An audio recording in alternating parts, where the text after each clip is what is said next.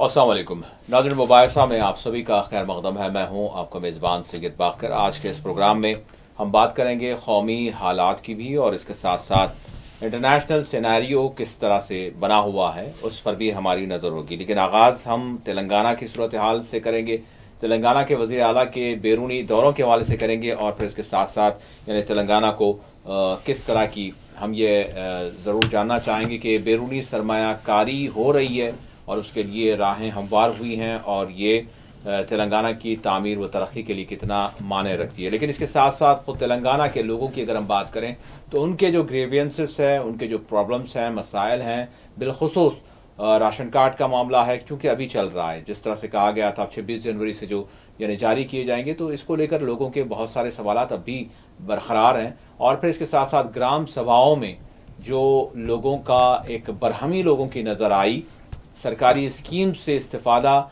हासिल करने के हवाले से हुकाम की जानिब से तो बहुत सारे दावे किए जाते हैं, लेकिन एक्चुअल ग्राउंड रियलिटी क्या है कि किसी को इक़दाम ख़ुदकुशी तक मामला पहुंचा देता है। इस पर भी हम बात करेंगे। और फिर इसके साथ साथ दिल्ली असम्बली इंतखाबात और इसके लिए चलने वाली जो सरगर्मियाँ हैं उस पर भी हमारी नज़र होगी। और इसके साथ साथ हम बात करेंगे गुजरात के द्वारका में पिछले चंद दिनों के दौरान 250 से ज़ायद मकानात, इमारतें जो है तहस नहस कर दी गई। क्रैकडाउन हुआ बिल्डोज़र का, और हुकाम का वही हमेशा की तरह दावा है कि इलीगल जितने भी यानी इंक्रोचमेंट्स थे उन सब का सफाया किया गया। 21 ऐसे मकामात, आइलैंड कहा जा रहा है, बहरहाल वो कुछ नदियों से घिरा हुआ घिरे हुए इलाके हैं, तो वहाँ पर 21 में से 7 इलाके मुकम्मल तौर पर सफाया कर दिया गया है। और हुकाम का, इंतज़ामिया का, बल्दी अहदेदारों का और महकमे जंगलात का इनका यही दावा है कि सुप्रीम कोर्ट की जो गाइडलाइंस है उसको पूरा मद्देनज़र रखते हुए उसके क़वायद के तहत ये कार्रवाइयाँ की गई हैं, जिसमें मकानात मुकम्मल तौर पर यानी मलिया मेट कर दिए गए, उस पर जो है बिल्डोज़र चला दिया गया। अब यहाँ पर वहाँ के जो मुकामी लोग हैं, जिनकी मेजॉरिटी मुसलमानों की है, उनका ये दावा है कि ये सिलेक्टिव कार्रवाइयाँ हैं, जबकि हुकाम उसको मुस्तरद कर रहे हैं। वो कह रहे हैं कि इसमें सभी शामिल हैं, लेकिन इसमें एक कई कहा जा रहा है कि इबादत गाहें हैं, और वो भी मुसलमानों की है, जिसमें दरगाहें हैं, मज़ारात हैं, क़ब्रिस्तान हैं, मस्जिद है। ये जो है रिपोर्ट है, लेकिन इस पर ज़्यादा चर्चाएँ जो है मीडिया में भी नहीं हो रही हैं। लेकिन बड़ी तादाद में लोग बेघर हुए हैं, उस पर भी हम बात करेंगे, और उनकी रिहैबिलिटेशन की भी कोई बात नहीं है। उसी के साथ मुंबई का भी रुख करेंगे। यानी मुंबई का रुख करें तो सैफ अली ख़ान के घर पर जिस तरह से एक हमला हुआ, जिसको डकैती कहा गया, चोरी का वाक़या कहा गया, लेकिन उसके बाद फिर उसका एंगल बदलते बदलते बदलते बहुत कुछ बदल गया है। अब तो सवाल ये हो रहा है कि सैफ अली ख़ान यानी घर से हस्पताल गए और हस्पताल से फिर घर आए, हशाश बशाश नज़र आ रहे हैं, क्या हमला भी हुआ है या फिर अदाकारी कर रहे हैं, ये तक भी सवाल हो रहा है। क्या मामला है, इस पर भी हमारी नज़र होगी। और इसके बाद बात करेंगे, अगरचे गज़ा में जंग बंदी हुई है, लेकिन इसके साथ साथ हम देख रहे हैं मगरबी कनारा में, और हम देख रहे हैं कि यानी कि गरब उर्दन में जिस तरह की सूरत हाल और इजरायली जो एट्रोसिटीज़ हैं वो बढ़ रही हैं, और सेटलर्स बड़े जो है हम देख रहे हैं पिछले चंद दिनों में, बिलखुसूस डोनाल्ड ट्रंप के आने के बाद वो ऐसा मालूम हो रहा है कि फिर से ताज़ा जो है हमले और यानी शरपसंदियाँ वहाँ पर की जा रही हैं। 2 फ़लस्तीनियों की जानें भी जा चुकी हैं, कई को गिरफ्तार किया गया है, कई ज़ख्मी बताए जा रहे हैं, और कई एक झड़पों की इतलात मिल रही हैं। और इसकी बात करेंगे। और इसके साथ साथ ट्रंप की जो पॉलिसियाँ, ट्रंप की सदारत का चार्ज संभालने के बाद से जो उनकी कार्रवाइयाँ हैं, पॉलिसीज़ हैं, ऐलानात हैं, उसके असरात न सिर्फ अमेरिका बल्कि दुनिया भर में क्या हैं, उस पर भी आज के इस प्रोग्राम में हम बात करेंगे। आगाज़ ज़रूर तेलंगाना से करेंगे। मेरे साथ इस वक्त स्टूडियो में मौजूद है सीनियर सहाफ़ी, सियासी तज्ज़ियाकार M.A. माजिद साहब। मैं भाई साहब का स्टूडियो में इस्तकबाल करता हूँ। भाई साहब अस्सलाम वालेकुम। बहुत शुक्रिया भाई साहब। सबसे पहले तेलंगाना से आगाज़ करेंगे।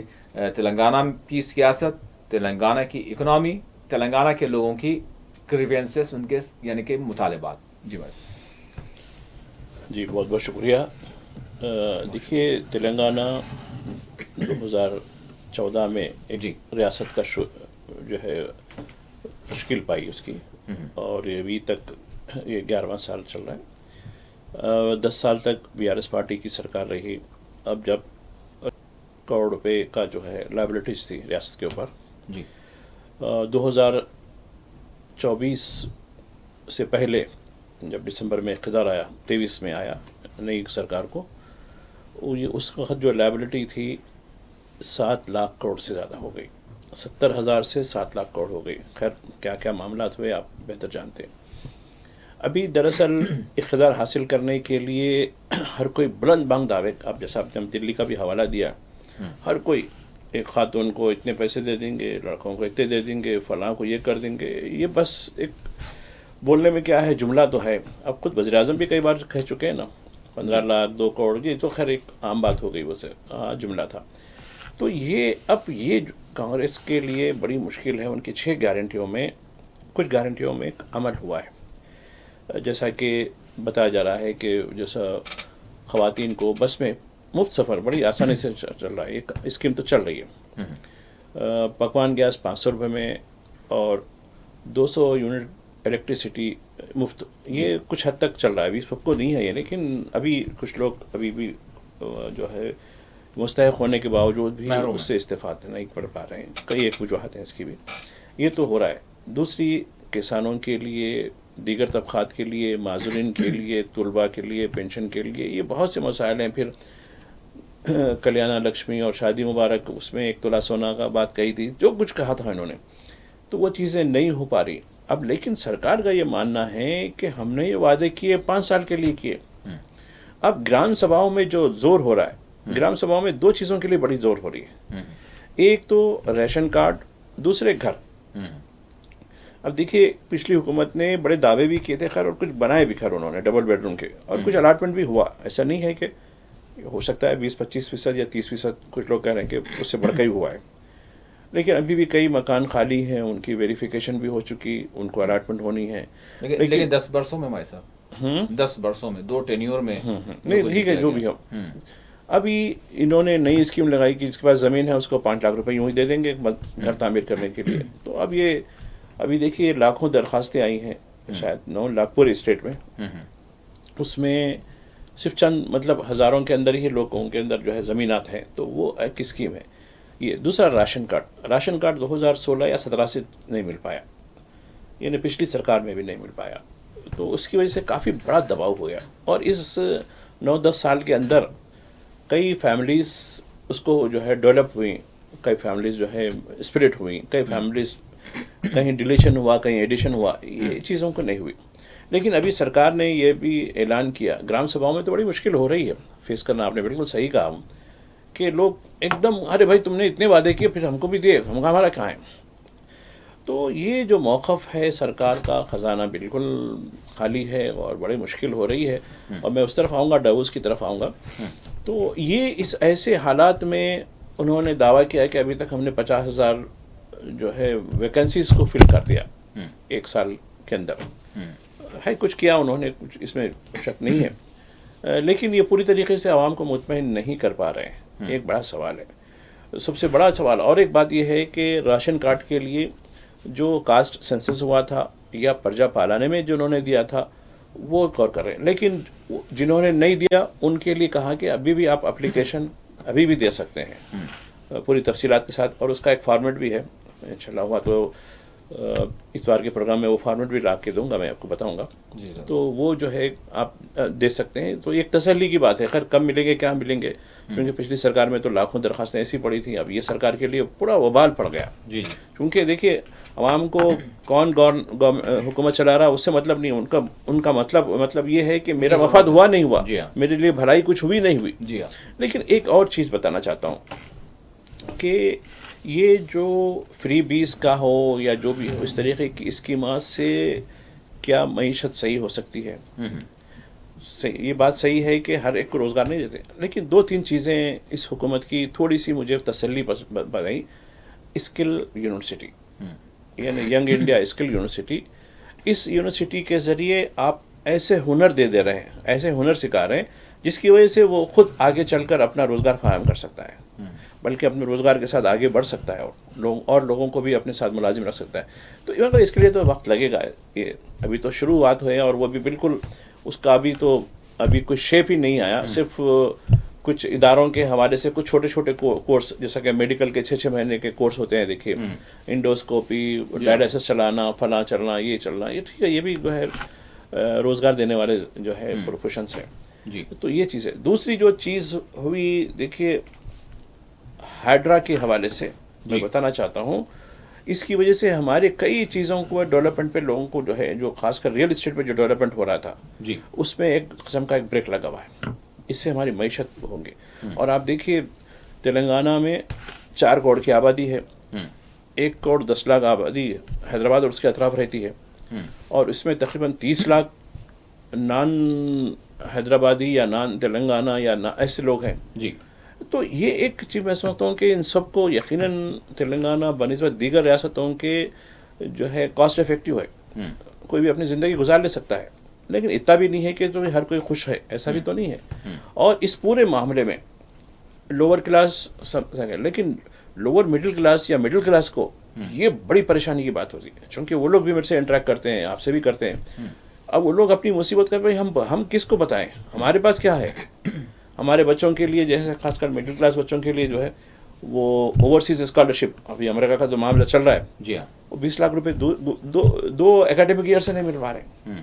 लोग अपने घर को रहन रख कर, किधर रख कर, जेवर बेच कर, जो भी कुछ करके थे, फीस तो भर दिए वहाँ, लेकिन उसका जो है रीएम्बर्समेंट नहीं हो पा रहा। तो ये एक कई मसाइल हैं। अब रही बात डावोस की, जी देखिए डावोस जहाँ तक है ये पूरा मल्टीनेशनल का एक शोकेस शॉप है।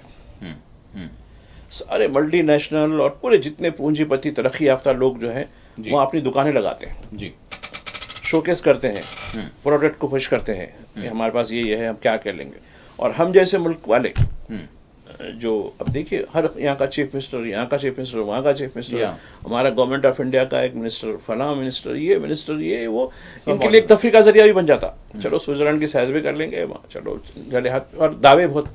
मैं आपको याद दिलाऊंगा, गुज़िश्ता जनवरी में भी जो है IT के मिनिस्टर थे KT रामाराव जी, उन्होंने भी, हम रोज़ लिखते थे, आप भी बहुत बोलते थे, हम रोज़ खबरों में, आज इनसे ये CEO से बात हुई, आज ये चेयरमैन से बात हुई, आज ये ग्लोबल प्रेसिडेंट से वो कंपनी की बात हुई, इन्होंने इतना कायम होगा, इतना लाया। मैं आज के प्रेस कॉन्फ्रेंस में इतने लाख लाया कागज़ पे लाया, TV पे लाया, हम पे लाया, ज़मीन पे कहाँ है। आज दावा कर रहे हैं 1,60,000 का लेके आया है। भाई ठीक है, कागज़ पे है, TV पे है, ज़मीन पर कहाँ है। सिंगापुर से भी जो है नहीं, ये देखिए इससे क्या होने वाला है। ये आप अपने में क्यों, अपनी चीज़ों को क्यों डेवलप नहीं करते।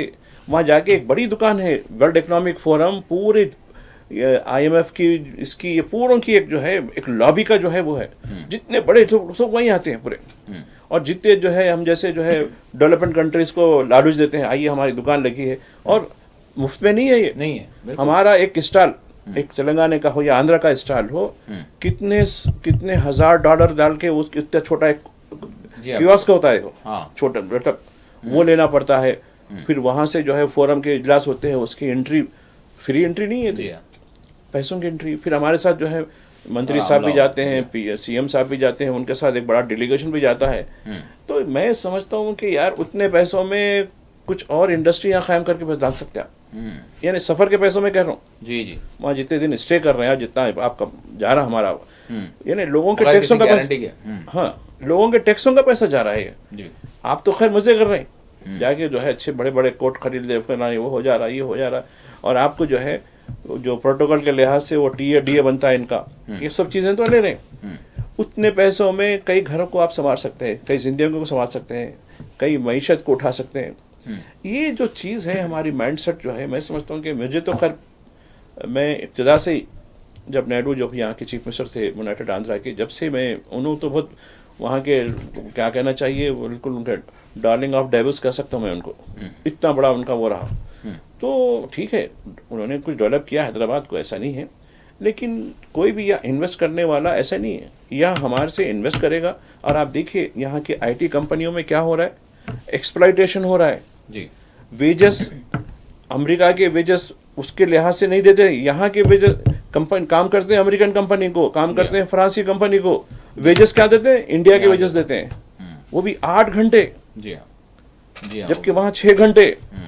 यानी देखिए, और हमारे लेबर लॉ पूरे खत्म हो गए। और वो भी रात की ड्यूटियां हाँ, सेहत पे जो रात है की- बाहर कितना पड़ते- कितना पड़ते ये हो। देखो जी उनके हाँ, वजह से काम कर रहे हैं। बिल्कुल। तो मैं समझता हूँ कि ये हम इस वक्त इकोनॉमिकल स्लेवरी में हैं, यानी माशी गुलाम बने हुए हैं हम इस वक्त। हम कब उठेंगे? हम तो जो है सियासी आज़ादी तो हासिल कर लिए, जी हाँ। लेकिन आज भी माशी आज़ादी हमको नहीं मिल पाई। और माशी आज़ादी सबसे अहम तरीन है, यकीन भाई साहब इसी के साथ मैं जानना चाहूँगा, दिल्ली असम्बली इंतखाबात की तरफ जाने से पहले मैं जानना चाहूँगा आपसे कि क्या बिल्डोज़र की जो क्रैकडाउन्स है, कार्रवाइयाँ हैं, वो मतलब सुप्रीम कोर्ट ने कितनी सारी जो है सरजनिश की वगैरह वगैरह, लेकिन अब तो धड़ल्ले के साथ ये कहा जा रहा है कि हम सुप्रीम कोर्ट की गाइडलाइंस के तहत काम कर रहे हैं और फिर रिहैबिलिटेशन की कोई बात नहीं।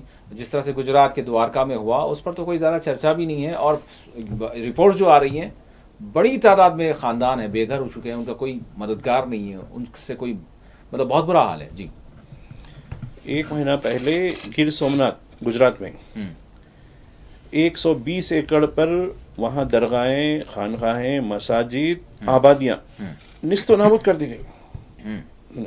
आज आप द्वारका का, मैं अभी आने से पहले एक अपडेट ले रहा था।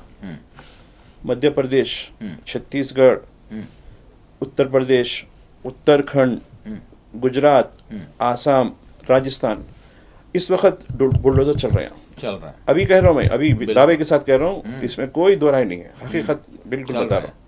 ये इन पूरी रियासतों में चल रहे हैं, बुलडोजर चल रहे हैं। छत्तीसगढ़ से अभी खबर आई थोड़ी देर पहले कि आज वहाँ बड़े पैमाने पर जो है सिर्फ मुसलमानों को निशाना बनाएगा। मध्य प्रदेश में नवाब पटोटी इफ्तिखार अली खान जो है, जो मंसूर अली खान के और इनके सैफ अली खान के दादा जी, उनकी जो है सैकड़ों एकड़ जो है वो प्रॉपर्टी, जो गवर्नमेंट ऑफ इंडिया, जब भोपाल की रियासत को बाकायदा तौर पर गवर्नमेंट ऑफ इंडिया के माहिदे के साथ जी हवाले किया गया, जैसा पुलिस एक्शन यहाँ हुआ वहाँ नहीं हुआ जी जी, और ये यहाँ 48 में हुआ, वो 49 में उन्होंने अपनी रियासत को करा और वो कंडीशन से किया कि ये जो मेरी ज़ाती मिल्कियत है, ठीक है, सरकारी मिल्कियत आपकी है, लेकिन मेरे जो ख़ानदान की ज़ाती मिल्कियत है वो रहेगी। तो ये हुआ। देखिए आज उस पर सैकड़ों खानदानों को बसे हुए हैं। अब गवर्नमेंट कह रही है कि नहीं, ये एनिमी प्रॉपर्टी है, यानी इनके आबा व अजदाद में से कुछ लोग पाकिस्तान चले गए थे, लिहाजा ये डिक्लेयर हो गई कि अब एनिमी प्रॉपर्टी है। यहाँ जितनी बस्तियां हैं, अब तकरीबन बताया जा रहा है कि 2 लाख से करीब वहाँ जो लोग रहते हैं, अब उनको सरकारी करार दिया जाएगा। अब सैफ अली खान को शायद यही प्रॉब्लम है, अब देखो, और उसकी जो मिल्कियत बता रहे हैं 15,000 करोड़ भोपाल की। जी जी, फिर हरियाणा में भी इनकी पटोटी खानदान की है, ये ननियाल की है। तो अब ये पूरे लोग परेशान हैं। आज मैं देख रहा था भोपाल के पास एक जो है कोर्ट बोल दिया कि ठीक है भाई, तो अब उसमें एक ये है कि देखिए, जो जिसके नाम पे जो तौलियत दी गई थी नवाब साहब ने अपने पे, वो जो खातून थी वो तो पाकिस्तान गई, लेकिन गवर्नमेंट ऑफ इंडिया ने उनकी दूसरी बहन को रिकॉग्नाइज किया कि उनकी जो वारिस है ये है, कानून है। तो अब कानून को 2017 में तब्दील किया करते इन्होंने।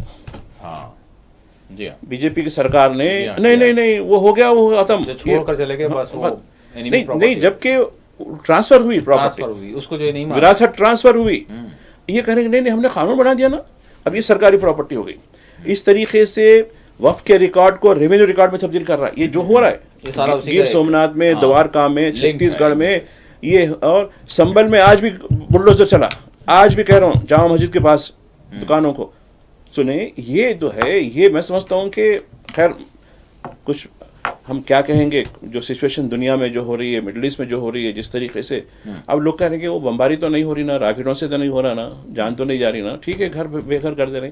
अरे हमारे शहरियों को तो घर देना चाहिए था, ये घर छीन रहा है। रिस्क देना चाहिए, कमाई के लिए कुछ वसाइल देना चाहिए था, वो छीना जा रहा है। सरकारी नौकरियां कितनी है देखिए आप, अभी आपके साथी, अपने साथी जो आते हैं, मन्नान साहब ने बड़ा काम किया है जी जी, अब वो शायद किताब लिखेंगे, तो ये पूरे आंकड़े बता रहे हैं उन्होंने, IAS कितने, IPS कितने हैं, फला ओहदे में कितने हैं, कितने, यानी इस हद तक।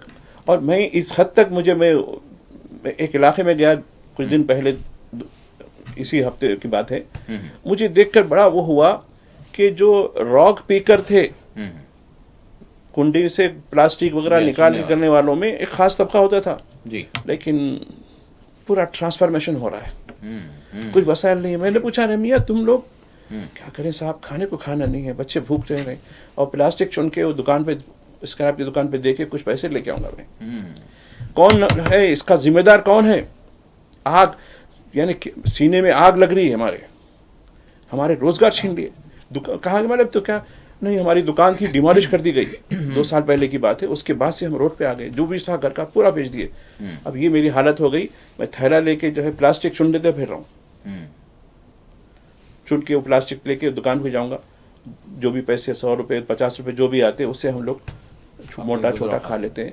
ये आज मुसलमानों की हालत हो रही है। सुने, मुसलमानों की दावतें भी हो रही हैं, लेकिन ये भी देखिए, इस पहलू को भी देखिए आप।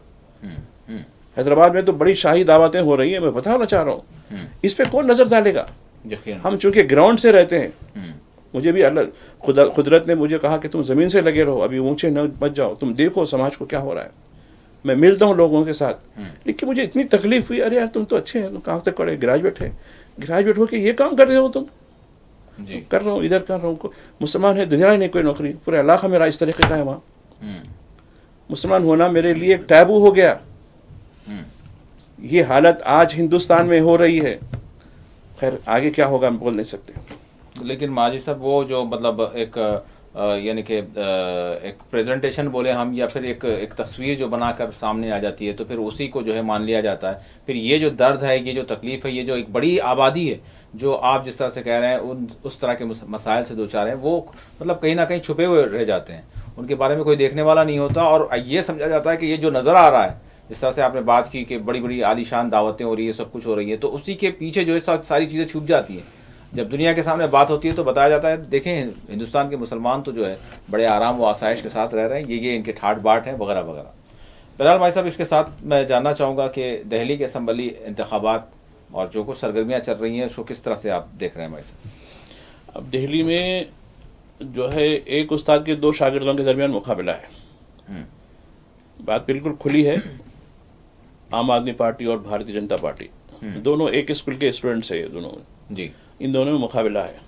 तो देखिए जिन हालात में वहाँ आम आदमी पार्टी आई, जो कुछ हुआ वो पूरी चीज़ें, और आज तक जो कुछ हो रहा है। अब आता है कि ताहिर हुसैन के बारे में देखिए आप, उसका कोई नहीं, उसने तो लोगों की मदद की, उसको फांस दिया गया। जी हाँ। आज तक उसकी जमानत के ऊपर जो है यानी मुनक़सिम हो गई अदालत, बिल्कुल डिवाइड हो गई अदालत।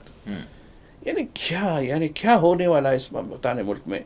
और वहाँ के इलेक्शन क्या हो रहे हैं, तूने ये चोरी की, तूने ये चोरी की, तूने ये किया, तूने ये किया, दूसरे मैं ये दे दूंगा, मैं वो दे दूंगा। मुझे एक दिलचस्प चीज़ दिखी कल जी, कुछ किताबों पे लोगों ने बताया, दिल्ली में एक वीडियो लेके, अरे भाई ये आम आदमी पार्टी ने किताब लिखी है, achievement of Bharatiya Janata party इन दिल्ली। बड़ी किताब है, देखो भाई क्या क्या दिया अचीवमेंट है, देखे तो क्या है, बड़ा सफ़ेद, बड़ा खूबसूरत यानी सरवरख है उसका, जो ऊपर का होता ये, और अंदर पूरा खाली खाली खाली। अरे मतलब कुछ तो देखो, पूरा खाली, अरे इतने सफ़े खाली। अरे हाँ साहब, बोला ठीक है, डायरी के लिए काम आते, रख लो आप। बोला भाई ऊपर का सफ़े पे कुछ चढ़ा दो आप। तो अजीब दिखा मुझे भी। बोला हाँ, बोला ये एक उस्ताद के शागिर्द है तो ऐसे ही होता है। हम बात कर रहे थे दिल्ली के असम्बली इंतखाबात की, लेकिन इस दरमियान जिस तरह से माई साहब ने कहा कि बस इल्ज़ामात और दर इल्ज़ामात यही कुछ हमारे इंतखाबात में हो गया, लेकिन लोगों के हवाले से, लोगों के मसाइल के हवाले से, उनके साथ जस्टिस के हवाले से, एक तो हो गया कम्यूनल मामला, फिर दूसरा उसके साथ फिर इकनॉमिकली इनजस्टिस जो एक अरसे दराज से चल रहा है। मैं सब मतलब लोग अब किससे बात करें, किसको बोलें? अब सबसे बड़ी दवा यही होती है हमारे पास कि भाई इंतखाबात जब होते हैं तो फिर लोगों का बहुत बड़ा पावर, जमहूरियत में रह रहे हैं, किसी जमहूरी मुल्क के बाशिंदे हैं, तो फिर आपके तो क्या कहने, आप वोट देंगे, जिसको चाहे हटाएंगे, जिसको चाहे रखेंगे, और आपकी मर्जी की हुकूमत और आपकी मर्जी के नुमाइंदों को आप चुनेंगे, आपको आपका हक मिलेगा। देखिए ये तो बात बड़ी आपकी अच्छी लग रही है, आपकी मर्जी की हुकूमत होगी, आपका वोट मैटर करेगा, लेकिन क्या वाकई आपकी मर्जी की हुकूमत हो रही है? क्या आपने जिसको वोट डाला क्या वही सरकार बनाने वाला है? कई सवाल हैं। पूरा निज़ाम इस वक्त पूरी तरीके से उथल पुथल करके रख दिया गया। जो पार्टी एक बार इख्तियार में आ जाती है, अब देखिए मनमोहन सिंह की भी सरकार थी, इलेक्शन करवाया उन्होंने, हार हुई, तो उनकी हार की तकरीर सुनिए। जब हारने के बाद उन्होंने कहा कि यकीनन मुझे अपनी पार्टी की शिकस्त का एहसास ज़रूर है, दुख भी है, लेकिन खुशी यह है कि जमहूरियत जीती है, डेमोक्रेसी की जीत हुई है जी। और आज इलेक्शन कमीशन कानून तब्दील, इलेक्शन कमीशन का कानून तब्दील कर दिया गया। हर चीज पे पैसों का, पहले भी उतना नहीं था पैसों का, अब तो पैसों का इतना रेट फेल हो चुका, असरात का, एजेंसियों का, फिर हमारी अदालतें, माशाल्लाह क्या कह सकते हैं। तो क्या आप जिसको वोट डाल रहे हैं, वाकई क्या ये बताइए कि एक शहरी के हैसियत से हम क्या जमहूरियत में हिस्सेदार हैं? हम रियाया बन गए, वो बादशाह सलामत हो गए, हम रियाया हो गए, हमारा कोई पार्टिसिपेशन नहीं है, हमारी कोई सुनने वाला नहीं है। बस ठीक है भाई। अब देखिए मैं देख रहा हूँ खुद तेलंगाना में, अरे साहब, अरे मिनिस्टर साहब के भाई को जो है इतने करोड़ का प्रोजेक्ट मिल गया, उनकी बेटी को इतना मिल गया, उनके बेटे को इतना मिल गया, ये कंपनी को ये कर दिया।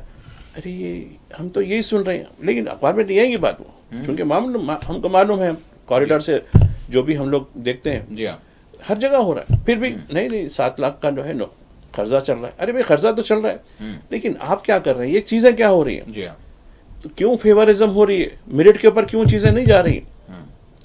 कांग्रेस हुकूमत आने से कोई अमृत काल नहीं है, जैसा कि मोदी साहब अमृत काल कह रहे हैं, ये अभी कोई अमृत काल नहीं होता।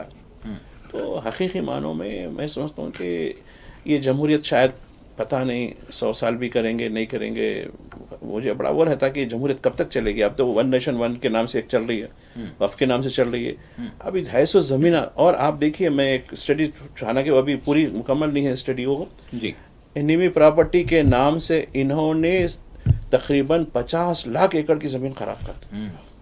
किसको बोले आप? आज भी कई ऐसी चीज़ें। अब आप देखिए रामपुर के करीब जो हवेली है, नवाब की हवेली, और उन्होंने एक्सेशन में इसका एंट्री कराई, हमारी मिल्कियत रहेगी। अभी भोपाल का बात कर रहा था मैं, पटोटी खानदान के जो ननियाल से इनको मिली है, मंसूर अली खान पटेटी को, फिर उनके वारिस सैफ अली खान, अब उन पर सवाल हो रहे हैं, ये क्या भाई, ये क्या हो रहा है, ऐसा कैसा हो गया, ऐसा कैसा हो गया। और आप देखिए क्या सही है वो जिसको गिरफ्तार करे, अब वो छोड़ के बांग्लादेश चल रहा, ये बांग्लादेशी हमला कर रहे, बांग्लादेशी। अरे भाई उसकी सूरत देखो, उसके वीडियो की सूरत देखो, वीडियो में जो आया खुद तुम लोग ही बता रहे। तो ये मैं समझता हूँ कि इस मुल्क में, और आप देखिए हैदराबाद में एक वाकया हुआ, फायरिंग का वाकया हुआ जी, बीदर से जो है 90 लाख रुपए लूट लिए अफजलगंज का जी। हाँ, किधर अब किसी को एक आध को बना देते, बली का बकरा बना के फाइल क्लोज कर देते, खत्म। अरे इन्हें पकड़ा था भाई, चला हो गया, खबर लो, खत्म। पकड़ नहीं सके आज तक हम, तुम किधर है मालूम नहीं। ये क्या हुकूमत चला रहे हैं, क्या इंटेलिजेंस है तुम लोगों की? कुछ है इंटेलिजेंस भी तुम्हारी? इतने पैसे, आवाम के पैसे कैसे वेस्ट हो रहे हैं? मैं समझता हूँ कि ये पता नहीं, ये लोग इस जमहूरियत के सवाल कर, या फिर डिक्टेटरशिप हो जाएगी आगे चलकर, नहीं बोल सकते, या फिर पहले जैसा फिर से प्री इंडिपेंडेंट का कैसा था वैसा हो, जिसकी ये पता नहीं, कह नहीं सकते। देखो मुझे तो बड़ा फिक्र हो रही है कि हम यूं तू करके हम आप जिंदगी कर ले रहे हैं, लेकिन जो नेक्स्ट जनरेशन हमारी आ रही है उसका क्या होगा? बस यही होता है कि बस ये मुल्क को सलामत रखिए, इससे हट के और क्या कर सकते हैं। यकीन। अब हम रुख करते हैं गाज़ा का, और फिर साथ ही साथ न सिर्फ गाज़ा बल्कि मकबूजा फ़लस्तीन का, जिस पर इजराइल ने मुकम्मल तौर पर हम कह सकते हैं कि कहीं डायरेक्टली तो कहीं इनडायरेक्टली उसी का कब्ज़ा उसने किया है, लेकिन इसके बावजूद वो अपनी मुकम्मल मर्ज़ी को अभी तक फ़लस्तीनियों पर नाफिज नहीं कर पाया है। ज़ाहिरी तौर पर असला के ज़रिए, ताकत के ज़रिए, वो अपने जुल्म और जबर के ज़रिए, बर्बरियत के ज़रिए वो कंट्रोल करता हुआ नज़र तो आता है, लेकिन उसने अभी तक फ़लस्तीनियों पर फतेह हासिल नहीं की है, शिकस्त खोर्दा है अभी। भाई साहब, गाज़ा में जो कुछ चल रहा है अपने मकाम पर है, जंगबंदी कितनी कब तक रहेगी, कैसी रहेगी। और अभी अगर हम देखें तो रफ़ा क्रॉसिंग को इजराइल ने अभी जो है अपने कंट्रोल में रखा है। अब हम ये देख रहे हैं कि मगरबी किनारा में और गरब उर्दन में इजरायली मजालिम बढ़ते जा रहे हैं, और सेटलर्स काफ़ी एक्टिव हो गए हमारे से, जिसकी वजह से हम देख रहे हैं कि जो है झड़पें भी हुई और 2 फ़लस्तीनी शहीद भी हो गए, कई को गिरफ्तार कर लिया गया। कल की खबर है 10 हुए थे जी, जिनियन ब्रिगेड के नाम से, वो उसको भी आप शामिल कीजिए ना। जी हाँ, बिल्कुल बिल्कुल। जंगबंदी के बाद से मगरबी किनारे में दरअसल लोग डोनाल्ड ट्रंप को ये समझ रहे हैं कि अरे जो उसने कत्लेआम रुकवा दिया मसीहा है, फला है। ऐसा नहीं है। मैं जिस एंगल से उसको देख रहा हूँ, ये उसने इजराइल को एक बड़ी शिकस्त से बचा लिया। और दूसरा, मगरबी किनारा अब ये तो तबाह हो चुका, अब है नहीं कुछ भी, जहन्नुम हो गई पूरी है। जैसे मैंने कहा कि जहन्नुम के दरवाजे खोल देंगे, तो वो तो खुल गए, जमजिए खुल चुका। अब ये इलाका बचा हुआ है, तो इसने यहाँ लाइसेंस दे दिया सेटलर्स को, चलो आप जो चाहे कर लो, आपके ऊपर पाबंदी नहीं है। बाइडेन ने क्या किया था, सेटलर्स को यहाँ रिस्ट्रिक्ट करके वहाँ पूरी हाँ। छूट दे दी थी, जी हाँ, फौज को गाजा में दे दी। गजा में दे दी। तो ये पूरा देखिए, शख्स यानी चेहरे बदलने से अमेरिका की पॉलिसियाँ बदलने वाली नहीं है। ठीक है, जहाँ बदलना है उमूमी तौर पर वो बदलेगी, लेकिन जो बेसिक कोर पॉलिसी का हिस्सा है वो चेंज नहीं। तहफ़्फ़ुज़, यहूदियों का तहफ़्फ़ुज़, इसराइल का तहफ़्फ़ुज़, इनकी कोर पॉलिसी का हिस्सा है, चाहे डेमोक्रेटिक हो या रिपब्लिकन हो। जी। इसमें कोई ठीक है, इमिग्रेशन की पॉलिसी, मैक्सिको के साथ मामला, पनामा मामला, ये मामला, वो मामला, उसमें हो सकता है मामला, तब्दीली हो सकती, लेकिन ये चीज़ में तब्दीली होने वाली नहीं। तो अब उनको लाइसेंस मिल गया। और आप देखिए, ये एक हफ्ता पहले, 10 दिन पहले की बात है शायद जी। एक हफ्ते से बढ़ के हो गया, महमूद अब्बास ने अल जजीरा चैनल पर पाबंदी लगा दी, जी हाँ। यहाँ नहीं देखना। जी हाँ। वजह यह हुई, जो मैं वाच कर रहा था, को उसने अथॉरिटी के गन मैनों ने वहाँ हमास के जो हामी लोग हैं उनको ख़त्ल करना शुरू कर दिया, उनको गोलियां मारना शुरू कर दी। वो लड़ाई हुई और जनीन ब्रिगेड के नाम से हमास की एक जेली, अल-क़स्साम की जो है जेली तंजीम है, मज़ाहिमत कार हैं ये लोग, इन्होंने जो है उसका मुकाबला किया। उसमें शायद अथॉरिटी के भी 2-3 लोग चले गए, उनके तो 6-7 लोग चले गए। उसके बाद इसने क्या करा, अरे ये फिर से तो अथॉरिटी के पास छोटे मोटे हथियार हैं, उसने क्या करा, यहूदी फौज को एंट्री करा दी, तुम लोग वो कर लो भाई इसको। तो जनीन ब्रिगेड के साथ गुज़श्ता 3 दिन से लड़ाई हो रही है। जी। एक इलाका है मगरबी किनारे के शुमाल में, जी। जनीन बोल के, और वहाँ जो अल-क़स्साम की एक झेली शाख है, उसको उसकी हवाले से, उस मुकाम के हवाले से उसका ब्रिगेड का नाम दिया गया, जनीन ब्रिगेड। जी हाँ। तो अब वहाँ लड़ाई हो रही। पहले दिन 7 लोगों की हलाकत हुई, दूसरे दिन बढ़ा के 10 हो गए, और आपने कहा कि 2 और दूसरे। तो ये, और दूसरा, सेटलर्स जब चाहे किसी के घर पर आते, आग लगाते, वहाँ की चीज़ें उड़ते, दौलत लूट लेते, उसके मवेशी चुरा लेते। ये तो बिल्कुल लाइसेंस मिल गया। और वो रमला में बैठा हुआ जो महमूद अब्बास, ये पूरे का पूरा आस्तीन का सांप निकला इन्हें। तो यानी बताना चाह रहा हूं कि अब यहां शुरू हो जाएगा, और आज के अखबारों में दिया कि अब यहां शुरू हो सकती है कार्रवाई, यहाँ शुरू हो सकता है, वही नजर आ रहा है। बड़ी तशवीश की बात है। तो ये लोग देखिए, ये खामोश होने वाले नहीं है ये। और एक क्या है, जालिम अपनी बात को राइट समझता, मैं सर मेरा सही है। और उसकी तकरीर सुन रहा था नितिन याहू की, कि ये कह रहा था कि ये वार बोल के बोल रहा, हालांकि वार नहीं, जेनोसाइड है ये, वार बिटवीन सिविलाइज्ड एंड अनसिविलाइज्ड। यानी वो महजिब लोग हैं जो मासूमों का कत्ल करते हैं, वो महजिब हैं। जो बच्चों पर जुल्म करते हैं वो मासूम हैं। जो हॉस्पिटल वो सिविलाइज जो है, ऐसे सिविलाइज्ड हैं। वो एक वीडियो आपने अदवान हॉस्पिटल का देखा, वहाँ तबाही करके उसके डायरेक्टर को अगवा करके मरीज बिस्तर पे है, वो तड़प रहा है, उसकी वीडियो ले रहे हैं, एंजॉय कर रहे हैं, उन्हें चीख रहा, तो दे आर सिविलाइज्ड। तो ये दुनिया और कुछ होने वाला नहीं है। देखो बहुत बिगाड़ होगा जब लोग सुने। ठीक है, एक तरफ हथियार होंगे, दूसरी तरफ आवाम के जज्बा होगा।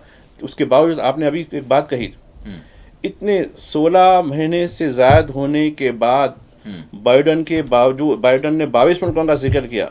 मैं तो उसमें और ऐड किया हूँ मैंने, क्योंकि किस तरीके से लॉजिस्टिक, खासकर अरब और दीगर मुल्क, जॉर्डन और इजिप्ट, तुर्की, किस तरीके से उन्होंने लॉजिस्टिक दी थी। इनको मिलाए तो 35 मुल्क होते हैं। खैर, बाइडन के मुताबिक 22 मुल्क ज़ेर नहीं कर सके उनको, जो है ठीक है, वो लोग वहीं तबाह हुए। और ये बात कही गई कि इनको रीलोकेट करेंगे, कहीं और ले आके इंडोनेशिया में इधर उधर डाल देंगे। कहा कि नहीं, मरना तो यही हमारा। अब ट्रम्प यही बोल रहा, मैं इनको रिलोकेट कर देंगे, ऐसे ही बोल रहा हूँ, इनको कहीं और डाल देंगे, जजीरा खाली है कहते कोई, तो ठीक है। तो क्या वो जाने को तैयार है वो लोग? अगर वो होता तो इतना सब कुछ नहीं होता ही नहीं था, यकीनन। तो भाई साहब, यानी हालात को इधर गाजा में तो जंगबंदी कर रही है, और वो भी कब तक रहेगी इसका भी कोई अंदाजा नहीं, क्योंकि कोई अंदाजा नहीं। जैसे कैप्टिव रिलीज होंगे, जालिम का कोई भरोसा नहीं। और ये 42 दिन में ये लोग जिस तरीके से यकीनन देंगे, क्योंकि उन्होंने अटके हुए हैं। लेकिन देखिए, जो लोग मरने के लिए तैयार हैं वो तो भी तैयार हैं। हाँ, तो हम तो मरने के लिए तैयार हैं भाई, हम तो अपनी ज़मीन छोड़ने वाले नहीं है, हमारा किबला छोड़ने वाले नहीं है, ये तो है। और एक देखिए, अब पूरी जो फ़लस्तीन की नुमाइंदा कौन है, हमास हो गई है। जी हाँ। महमूद अब्बास एक खाली वो हो गया, और कई साल से इलेक्शन नहीं करवाया उन्हें। पूरी हिमायत है ना उसको, आखा की हिमायत है पूरी, वाशिंगटन से, तिल अबीब से, नहीं आप ही रहो बस। तो ये खैर कितना खून खराबा करेंगे, कितने लोगों का कत्ल करेंगे, करते करते थक गए। और आपकी सबसे बड़ी एक चीज़ एक यूट्यूबर ने दी है, खैर वो बाद में इसको विड्रा कर लिया उसने, उन्होंने कहा कि फौज लड़ने से इनकार कर रही, सुसाइडल बहुत ज्यादा हो गया। हाँ, इस्तीफे भी ट्रम्प ने समझा कि अब ये दाव खेलो, यही मौका है, मेरे की भी जो है जी अरे देखो जंग रुकवा दिया ने, जंग रुकवा दी इसने। वो एक ऐड आया था, देखिए, जंग रुकवा दी पापा ने, बल्कि यूक्रेन के हवाले से कह रहा हूँ। खैर इसमें क्या बात थी क्या है, तो ऐसे ही हो गया कि जंग रुकवा दी जो है ये पापा ने, बल्कि। अच्छा भाई साहब, अब आपको क्या लग रहा है? ठीक है, मैं उधर यूक्रेन की तरफ भी ज़रूर आपसे उस हवाले से भी ज़रूर सवाल करूंगा, लेकिन उससे पहले डोनाल्ड ट्रंप की जो पॉलिसीज़ हैं, अच्छा इसी इशू के हवाले से अगर हम गाज़ा और मिडिल ईस्ट में जिस तरह की सिचुएशन बनी हुई है, तो उन्होंने जो है बिन सलमान से भी बात की, और बिन सलमान को पहले तो जो है यानी सऊदी अरब को कहा कि अब्राहम अकॉर्ड में आप शामिल हो जाएँ। एक किस्म का जो है एक इंतबा भी था, ये कहा जा रहा है। और दूसरा फिर साथ ही साथ बिन सलमान से बात की, और बिन सलमान ने भी कहा कि 600 अरब से ज़्यादा जो है $1 बिलियन अमेरिका में वो जो है इन्वेस्ट करेंगे।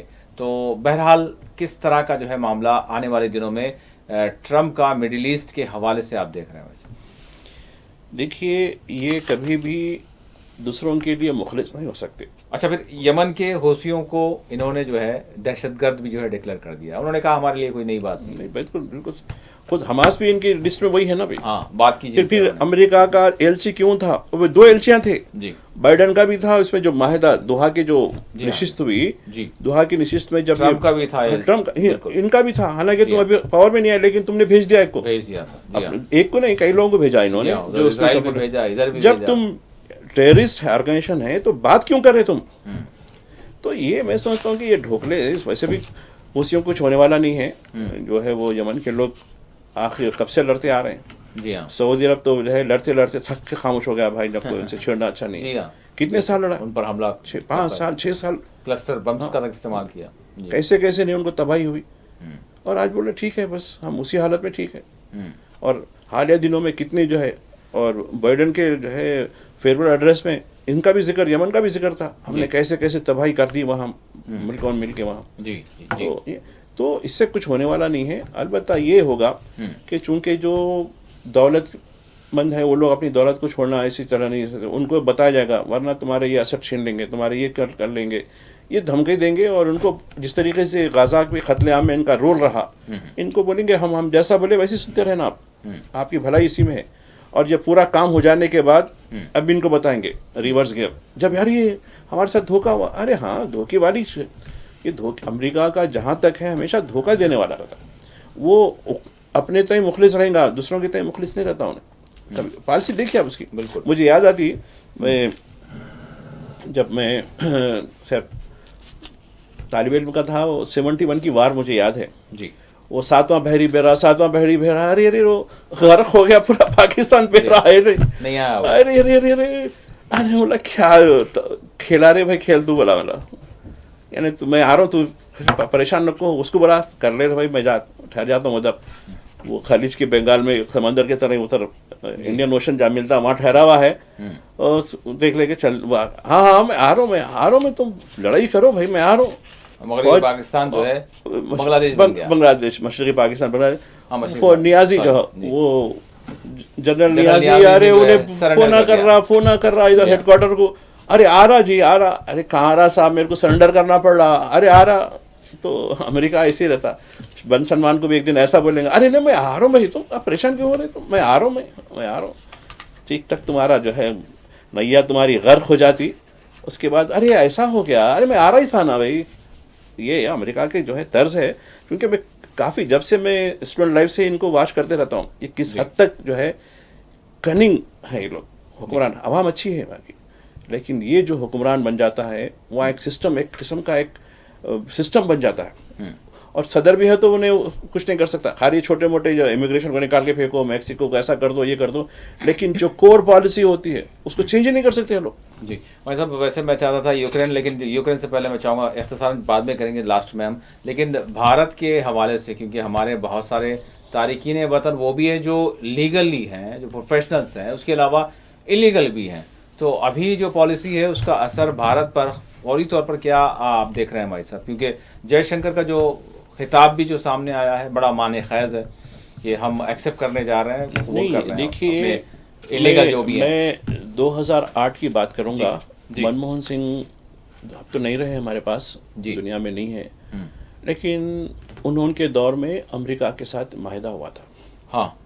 न्यूक्लियर का जो माहिदा, उसमें ये था कि जो लायबिलिटी है, जैसा कि भोपाल गैस का सान्या हुआ, जी हाँ। तो लायबिलिटी जो है, अब कल के दिन कुछ हो जाएगा तो लायबिलिटी किसके ऊपर होगी? जी, जिम्मेदारी फिर उनको कबूल करना होगा। तो वो माहिदे दस्तखत होने के बाद उन्होंने कहा कि नहीं, लायबिलिटी तो आप ही की होगी, चीज़ आपकी है, आपकी होगी, नहीं नहीं ये चीज़ों पे नहीं होगा। तो देखिए अमेरिका का जो असर, इन्होंने क्या किया, कई एमपीज को मुनहरिफ करा दिया, खत्ते एतमाद लेना पड़ा उनको, कॉन्फिडेंस वोट लेना पड़ा। राजशेखर रेड्डी थे, मुझे याद है जब उनसे बात, मतलब खैर जबकि हालात अलग थे जब, और आजकल के सीएमओ के हालात अलग है, छोड़िए। तो उन्होंने कहा भाई हाँ, तो अब भाई वायदे तो नहीं नहीं, उन्होंने कहा कि भाई इतना बड़ा काम आज उसको उन्होंने, और मैं उनके आखिरी खिताब में देखा हूँ मैं जी कि उन्होंने ये कहा कि तारीख मेरे पे मेहरबान रहेगी, लेकिन मीडिया नहीं, मीडिया से तवक्को नहीं है मेरे को। बिल्कुल बिल्कुल। तो वो जो चीज़ थी आज, और इन्होंने क्या किया 2016 में खामोश दस्तखत कर जो है दस्तखत कर लिया, अरे सरेंडर हो गए। और आप देखिए अमेरिका की कितनी कंपनियां काम कर रही हैं, कितना रेवेन्यू इंडिया का चूसते ले जा रहे हैं। आप बोलना था नहीं ये 20,000 इलीगल है, हम डिस्कस करेंगे इसके ऊपर, नहीं तो फिर आपके जो हमारे पास आपका जो रेवेन्यू आ रहा है जो हमारे उसके ऊपर, इनमें गढ़ नहीं है, गुर नहीं है इसके अंदर करने का। क्या करेगा आदमी? वो नहीं, बड़े बड़े अच्छे अंदाज में बोलते हैं भाई साहब इसको, मतलब अगर बीजेपी के प्रवक्ता के सामने तो बोलेंगे कि हमने वो जो ट्रीटी की है, ऐसी ट्रीटी की है कि उस ट्रीटी के जरिए अगर उसमें बहुत सारी चीजें हैं ना, मुआशी मामला भी है, दिफाई मामला भी है, अगर वहां की फौज हमारे पास आ सकती है तो भारत की फौज भी अमेरिका की सरजमीन जाके क्या करेंगे? किससे लड़ने का है वहां जाके? वहाँ पड़ोस में कोई पाकिस्तान है आपका जी, पड़ोस में कोई बांग्लादेश है, पड़ोस में कोई चाइना है आपके वहाँ, ग्रीनलैंड है, कनाडा है, मैक्सिको है आसपास। देखिए हम, अरे नहीं नहीं, ये नहीं, ये तो खैर ये बात की ट्रीटी है, मैं वो ट्रीटी न्यूक्लियर जो है उसकी ट्रीटी कर रहा हूँ। जी जी। अरे तुम क्या किधर जाएंगे, किधर लेके जा रहे हैं इस मुल्क को? क्या तुम में सकत नहीं थी? तुम्हारी इतनी कंपनियां हमारे पास से रेवेन्यू ला रही हैं, कितनी 100 से ज्यादा कंपनी अमेरिका की कंपनियां हैं यहाँ, 100 से ज्यादा, मैं इंशाल्लाह निकालूंगा लिस्ट उसकी। 100 से ज्यादा कंपनियां हमारे पास से रेवेन्यू, हम उनके कंसेशंस है उनको। अभी देखिए अभी डावोस में भी क्या हो रहा है। जी हाँ बिल्कुल। अमेजॉन की कंपनी कौन सी है जी, अब कहा कि इन्वेस्टमेंट हमारे पास कीजिए। अरे करे तो क्या चुपके अच्छा, हमारी इतनी बड़ी मार्केट है, हमसे जो है वो रेवेन्यू जनरेट कर रहा है। आप ये बात देखिए कि आप अगर आप मामले में समझ लीजिएगा, आप एक सरमायाकार हैं, आप किसी इलाके में सरमाया लगाना चाह रहे हैं, क्या आप खैरात चैरिटी में करते काम? नहीं, मैं इतने पैसा डाल रहा हूँ, इतने पैसे मेरे को आना है, जी हाँ, एक कैलकुलेशन करके करते आप। जी हाँ।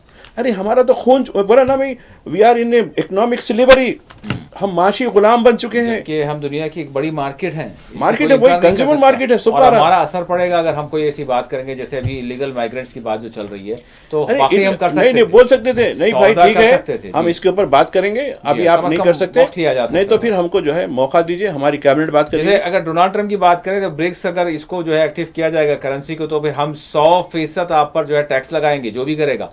इतना खुले तौर पर जो है धमकी दे रहे हैं, और फिर हम उनसे कुछ थोड़ा सा बार्गेनिंग भी नहीं कर पा रहे हैं, तो फिर किस तरह के हम विश्वगुरु हैं, ये थोड़ा सा तलाश करना पड़ेगा भाई साहब। बहरहाल अब डोनाल्ड ट्रंप की जो पॉलिसीज़ हैं, इसके असरात साथ ही साथ ये जो नज़र आ रहे हैं, आपको क्या लग रहा है? बहुत सारी चीज़ें उन्होंने कही हैं और बहुत सारे शोबेजात जो है, कौन सा सबसे ज़्यादा शोबा जो है मुतासिर होगा भाई साहब? वो हालांकि मुझे खुद इलेक्शन पे वहाँ के अवाम के क्यों उन्होंने एक कन्विक्ट को जो है प्रेसिडेंट बनाया, उनका अपना इंतखाब है जी।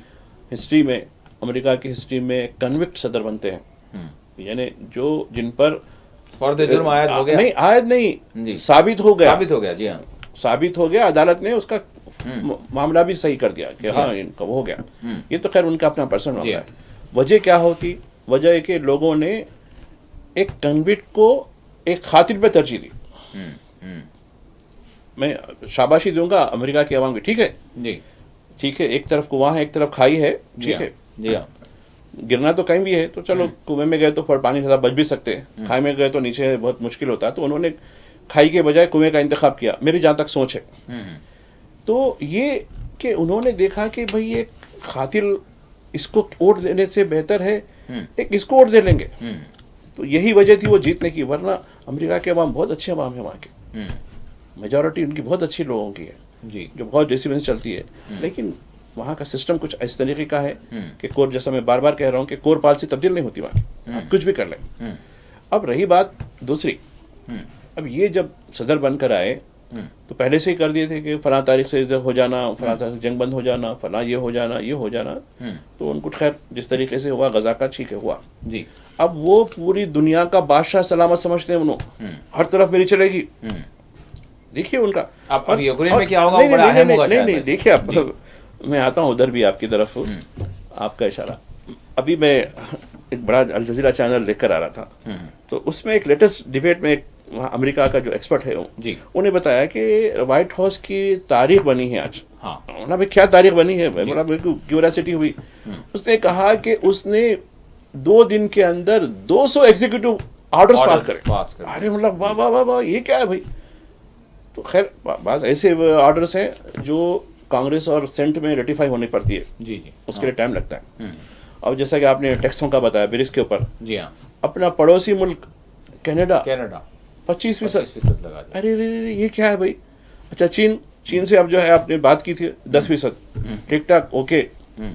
ये नहीं, ये मैं समझता हूँ कि वो पूरी दुनिया का जो है सदर समझते खुद को, वो तो एक मुल्क के सदर है, ठीक है। पुतिन क्या करेंगे भाई साहब, पुतिन क्या कर सकते हैं, क्योंकि अब देखिए पुतिन से मुलाकात के लिए तैयार हूं, नहीं और 100 दिन के अंदर यूक्रेन वॉर जो है बंद हो जाए, इस तरह की मेरी जो है। नहीं ये बात अच्छी बात है जी। पुतिन भी ने भी कुछ बातें रखी थी, और कुछ अरसा पहले भी आप भी इस प्रोग्राम में दिए थे बात को, कि उन्होंने कहा कि मैं बातचीत करने के लिए तैयार हूँ, ऐसा कुछ नहीं है, लेकिन मेरी जो कुछ चीज़ें हैं उसको बराबर समझने की ज़रूरत होती, वरना मुझे जंग करने के साथ वो है उनका मामला है। तो अगर ठीक है उन्होंने बराबर अब रिस्पॉन्स दिया कि बात करने में कोई बात नहीं है, लेकिन बात क्या मानेंगे, क्योंकि इनके साथ एक जो लॉबी है, अमेरिका की जो लॉबी है, हथियारों की कंपनियों की जो लॉबी है फरोख्त करने वाली, यूरोपियन यूनियन की जो लॉबी है, वो क्या पीछे हटेगी?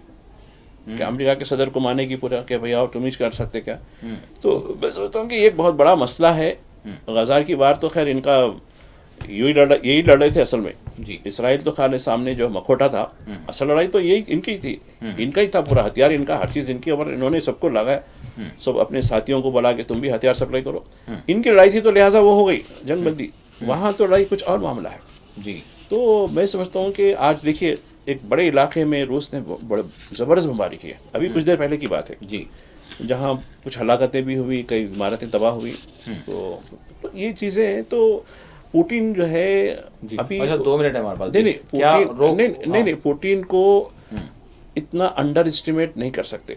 और आप देखिए एक चीज़ है, सैंक्शंस की तारीख हमने भी पढ़ी है, इराक में सैंक्शन लगा, लिबिया में लगा, सीरिया में लगा, अफगानिस्तान में लगा, ईरान में तो लगा हुआ है। रशिया पे कितने सैंक्शंस होंगे अंदाजा लगाइए जी, 500 से ज़्यादा सैंक्शंस लगे जी। अभी और क्या लगाएंगे? जैसा कि गजा में हेल बोल के बोले थे, तो अब हेलिच है वो, उसमें क्या लगाएंगे जी? अभी और क्या, और धमकी देनी है तो हम और सैंक्शन, और क्या लगाएंगे सैंक्शन? आप उन्हें तुम्हारे सैंक्शन के बावजूद सर्वाइव हो रहा है आज जी। उसके पास इतनी कैपेसिटी है, वो सर्वाइव हो रहा है, और उसको पूरी तरीके से चीन की लॉजिस्टिक का पूरा दौर जी। वरना जो है उसके पास जो मुख्तलिफ जो चीज़ें होती है, चीन बराबर साथ दे रहा है। तो अगर यूक्रेन की जंग बंद भी होगी तो फिर वो पुतिन या फिर रशिया के शरायत पर होगी? बिल्कुल बिल्कुल, इसमें कोई दो राय नहीं है। और चीन यहाँ बहुत एहतियात से गेम खेल रहा है, क्योंकि देखिए आपको याद होगा ट्रम्प के पहले दौर में 16 से 20 के दरमियान में चीन के साथ ट्रेड वार हुई थी जी हाँ, काफ़ी लंबी चली, बर्डन के इब्तिदा में भी चलती रही जी हाँ, लेकिन अमेरिका उसको डिफीट नहीं दे सका। आज फोन करके बात की, हाँ नहीं बता रहा हूँ मैं जी हाँ। तो उनको अंदाजा है, उसलिए टैक्सों में 10% कर दिया इन्होंने, 10% कर दिया है, और ज़्यादा उस हवाले से बात भी नहीं कर। हालांकि पड़ोसी जिसको ले लेते बोले थे हाँ, मैं कनाडा को एक और एक स्टेट बना लेता हूँ, तो वो बोलने वाले को आप 25% कर दिए, क्योंकि तो ये कुछ होने वाला नहीं है। और आप देखिए मैक्सिको के सदर का बयान देख रहा था मैं जी, आप जो है गल्फ ऑफ मैक्सिको को जो है गल्फ ऑफ यूएस कर दिए आप। मैं बोला इससे बोलने से कुछ होने का नहीं रहता कितने दिन, ये तो गल्फ और पनामा कैनाल की जो बात हो रही है, उसके सदर का भी बयान सुना मैं आज। उन्होंने बोला कि ये क्या इन तोहफे में ला के दिए क्या हमारे को? ये नेचर एक सिलसिला एक अरसे से जो है ना, ठीक है, आपको ठेका दिया कैनाल बनाने का, तो इसका मतलब ये नहीं कि आप अपना जो है लगा लेंगे। ठीक है, बहुत बहुत शुक्रिया भाई साहब, आपने वक्त दिया। नाज़रीन, यकीनन डोनाल्ड ट्रंप सदर का जैसे ही चार्ज उन्होंने संभाल लिया, हल्फ ले लिया, उसके बाद से जिस तरह से भाई साहब ने कहा कितनी सारी पॉलिसीज़ का उन्होंने जो है ऐलान किया और फिर हुक्मनामे भी जारी कर दिए। बहरहाल ओवरऑल इन टोटलिटी अगर हम देखें तो बहुत सारे असरात, अब देखना यही होगा कि उससे कौन कौन फिर आने वाले दिनों में मुतासिर होगा, और फिर ख़ुद हमारे भारत के हवाले से भी जो एक बारगेनिंग करनी चाहिए थी वो हमने जो है नहीं की है, तो उसके असरात खुद हमारे मुल्क पर भी क्या होंगे ये आने वाले चंद दिन में हमें पता चल जाएगा। इसी के साथ खुसूसी प्रोग्राम मुबाहिसा अपने अख्ताम को पहुँचता है। अल्लाह हाफ़िज़।